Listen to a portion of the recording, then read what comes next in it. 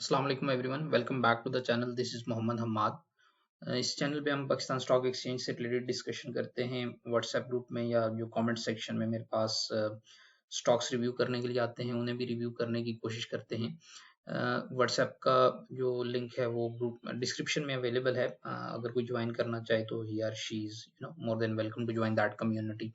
इस सेशन में हम क्विकली इत्तेफाक को देखेंगे कि इसमें क्या सिचुएशन बन रही है। इत्तेफाक आयरन इंडस्ट्रीज की बेसिकली कमेंट सेक्शन में एक रिक्वेस्ट थी, तो I thought to quickly share the update on this one.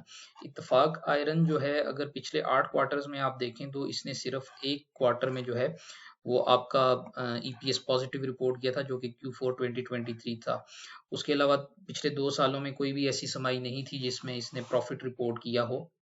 Last quarter भी 0.78 का लॉस पर शेयर था, जो कि डिक्रीज हुआ है आपका 2.41 EPS in the preceding quarter.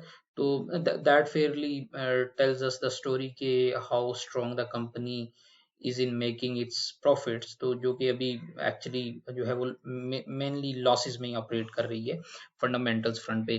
Price action chart की अगर हम बात करें तो ऑल्दो इसमें कुछ एक्टिविटी इवॉल्व हुई थी, बट वो सस्टेन नहीं हो सकी। अभी करंटली जो इसकी प्राइसेस के लिए चैलेंज है, अगर हम क्लोजली देखें तो ये जो अपर विक्स हैं ये बेसिकली सेलिंग प्रेशर शो कर रही हैं।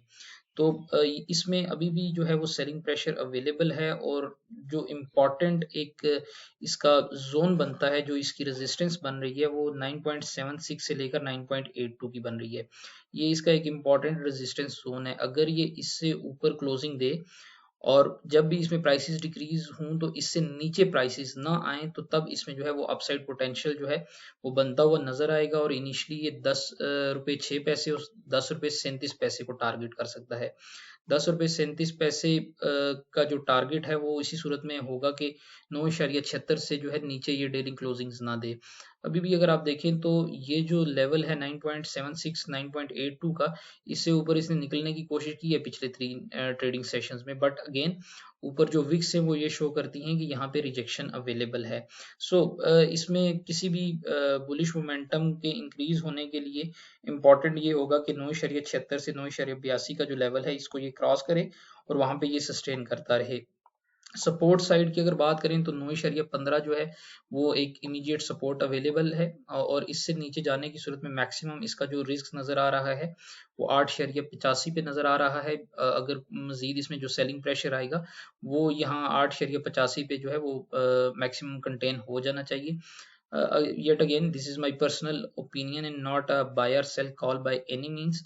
ये मेरा थीसिस है इसके बारे में कि अगर ये जो है आपका 9.76 से 9.82 के लेवल से ऊपर सस्टेन करता रहे, तो फिर ये डाउन द लाइन जो है वो 10.37 और 11.12 को जो लेवल है उसे हिट कर सकता है। और 9.76 से नीचे रहने की सूरत में इसका मैक्सिमम रिस्क जो है वो 8.85 की तरफ से आ सकता है। So this is pretty much it for Ittefaq.